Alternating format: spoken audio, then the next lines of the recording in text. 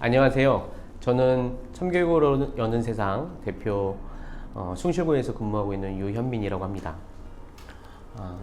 11월 13일 혹시 무슨 날인지 아시나요?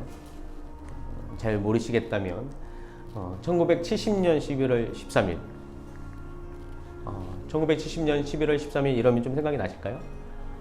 이날은 전태일이라는 사람이 돌아가신 날이죠. 올해가 2020년이니까 전태일이라는 사람이 돌아가신 지 50년이 되는 해입니다. 매년 11월 13일이 되면 전태일의 죽음을 우리는 기억을 하는데요. 전태일이라는 사람이 어떤 사람이길래 매년 수많은 사람들이 전태일의 죽음에 대해서 그 사람의 삶에 대해서 생각을 하는지 기억을 하는지 오늘은 그 전태일에 대해서 이야기해 보고자 합니다. 전태일은 대구가 고향이었습니다. 한국전쟁 때 피난으로 부산에 데려갔다가 그곳에서 살게 되는데요. 그러다가 양복 제조업을 하다가 사업이 망한 아버지와 가족들과 함께 마지막 지푸라기라도 짚는 심정으로 서울로 올라오게 되죠. 서울에 올라오면 그래도 좀 길이 생기지 않을까? 이런 생각을 가지고 올라오게 되는 것이죠. 전태일 가족이 처음에 서울에 올라와서 자리 잡은 곳은 지금 서울역 앞에 있는 염천교라고 하는 다리 근처였습니다. 이 다리 밑에서 노숙을 하면서 아버지는 중부시장, 중앙시장에서 재봉 일을 하게 되고요. 어머니 역시 중부시장, 미아리, 남대문 육교 이런저런 곳을 다니면서 채소 장사, 팥죽 장사, 비빔밥 장사 이렇게 생계를 유지합니다. 나이 어린 전태일 역시 만리동 부근에서 동량을 하면서 가족을 돕게 되죠. 전태일이라는 사람이 나중에 회원역, 지금 지하철역 회원역 부근의 힐튼 호텔 자리에 판자촌을 짓고 살게 되는데요. 60년쯤에 아버지 또 사업이 또 망해서 이마저도 이태원 미군 부대 근처에 있는 더 안 좋은 판자촌으로 이사하게 됩니다. 그마저도 밀린 방세를 내지 못해서 지금 용두동이라고 하는 곳, 그 개천가 판자촌으로 이사하게 되죠. 이게 당시 그 용두동 개천가에 있는 판자촌의 모습입니다. 물론 이제 전태일이 살던 집은 아닌데 그 당시에 이런 곳에서 전태일이 가족과 함께 살았다는 것이죠. 전태일의 학력은 초등학교 중퇴가 전부입니다. 1954년 전태일은 남대문 초등국민학교 2학년을 편입하게 되고 12살이 되던 해에 남대문 국민학교에 입학하게 되죠. 국민학교는 지금으로 치면 초등학교이고요. 국민학교는 집안이 어렵거나 배움의 때를 놓친 사람들이 다니던 학교였습니다. 어쨌든 그 당시 그 국민학교에 다니던 여러 명이 국민학교 편입시험을 봤는데 전태일만 편입에 성공했다고 해요. 전태일이 공부를 좀 했다라는 얘기죠.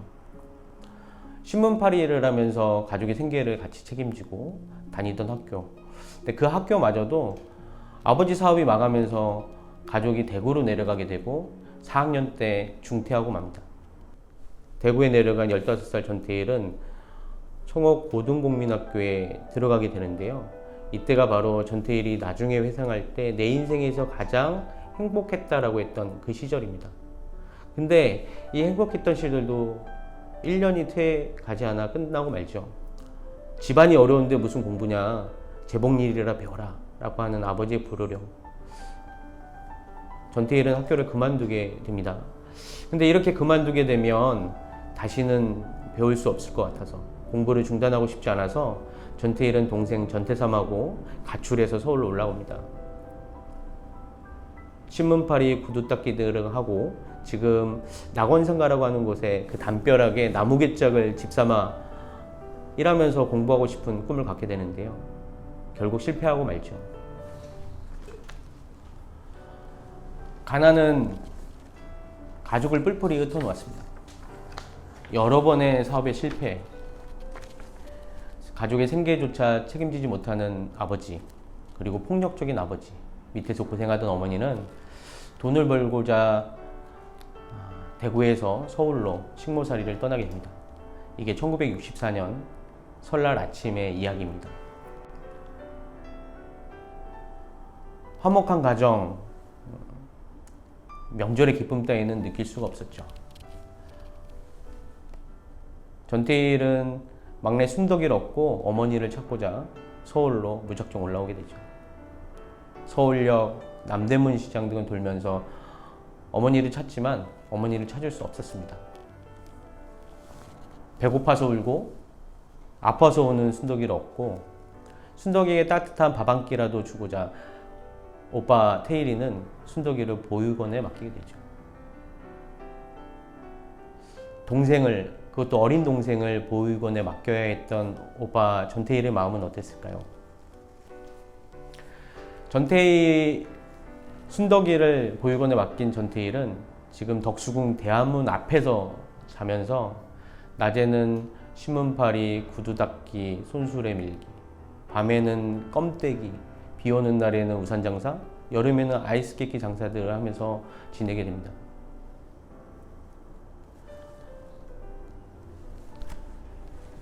여기 보이는 글은 전태일이 손수레 디밀이라 하면서 쓴 글입니다. 한번 읽어보실까요?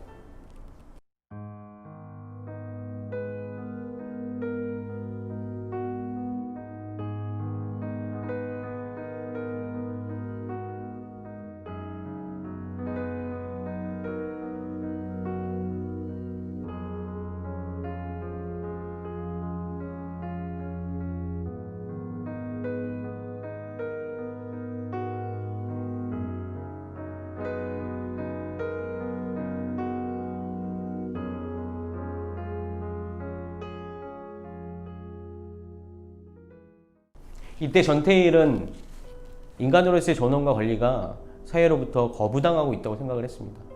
그리고 그 전태일은 이 가난이 자신의 잘못이나 무능이나 나태함 때문이 아니라는 것을 누가 가르쳐 주지 않아도 몸으로 깨닫게 되었죠. 전태일은 포기하지 않았고 싸우겠다고 다짐하였습니다. 뿔뿔이 흩어졌던 가족이 우여곡절 끝에 다시 만나게 됩니다.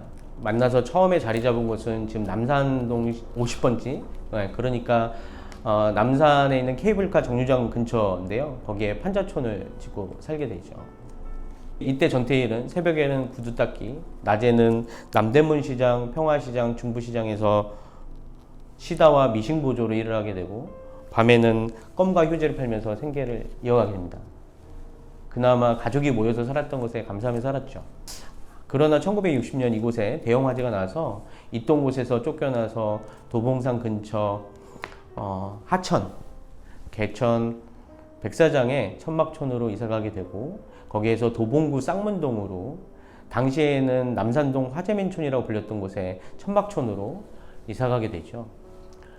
지금 사진에 보이는 이분은 전태일의 어머니 이소선 어머니시고, 당시에 나중에 그때 살던 쌍문동 자리를 찾아가서 둘러보는 사진입니다.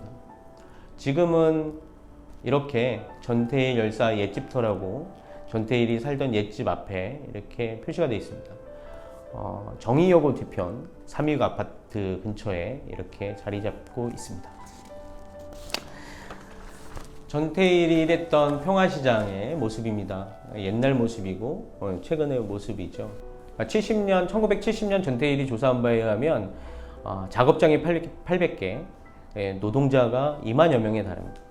그런데 이상한 거는, 재밌는 것은 이 당시 노동청 통계를 보면 작업장이 428개, 그 다음에 거기서 근무하는 노동자가 7,600여 명에 불과합니다. 왜 이런 차이가 났을까요? 아마도 그 당시 16인 이상 사업장에는 근로기준법이 적용이 되어야 됐었는데, 업주들이 이제 근로기준법 적용을 받지 않기 위해서 축소해서 신고한 거 아닌가, 이런 생각이 들죠. 어쨌든 1970년대 평화시장은 우리나라 기성복 수요의 70% 이상을 담당했습니다. 당시에도 서울 상품에 대해서 사람들로부터 호감이 있었고, 또 이곳에 많은 업체들이 모여 있으니까 숙련공들이 많이 몰리게 되죠. 평화시장이 잘 되면서 지방의 피복업체들이 망하게 되고, 그 망한 사람들이 또 평화시장에 오게 되고, 이런 일들이 계속 반복됐다고 해요. 어쨌든 일이 엄청나게 많았던 곳이죠. 자, 이런 아르바이트 자리 어떠십니까? 하루에 오전 8시에서 11시까지 일하는데 일당은 5,000원에서 6,000원. 휴일 월 2회, 뭐 일요일 이 정도.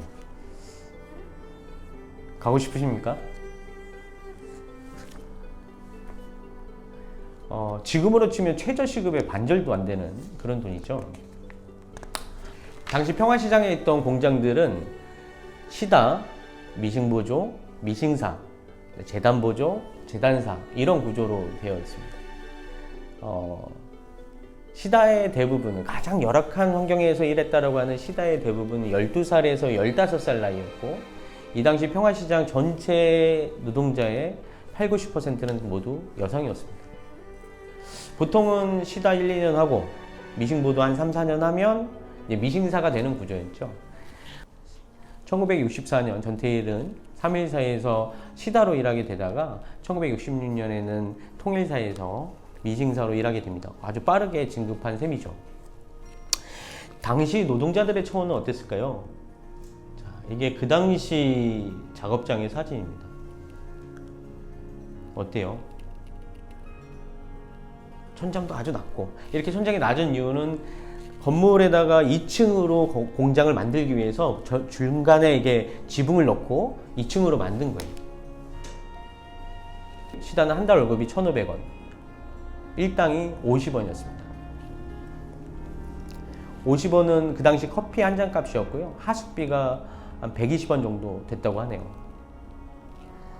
1976년 버스 요금이 10원이었고 풀빵은 밀가루로 만든 빵이에요. 풀빵 한 개에 1원이었습니다. 아침 8시부터 11시간까지 하루에 13시간 내서 14시간 일을 하게 됐고, 특히나 설이나 크리스마스와 같은 성수기에는 철야와 야근을 밥 먹듯이 했죠. 이때 업주들은 철야와 야근을 시키기 위해서 노동자들에게 잠 안 오는 약이나 주사를 주기도 했다고 합니다. 작업 환경은 최악이었습니다. 좁고 밀폐된 환경에서 자욱한 먼지 속에서 노동자들은 영양실조, 안질, 빈혈, 신경통, 그다음에 부인병들을 달고 살았죠. 전태일은 이런 상황을 피파리 인생이라고 불렀습니다.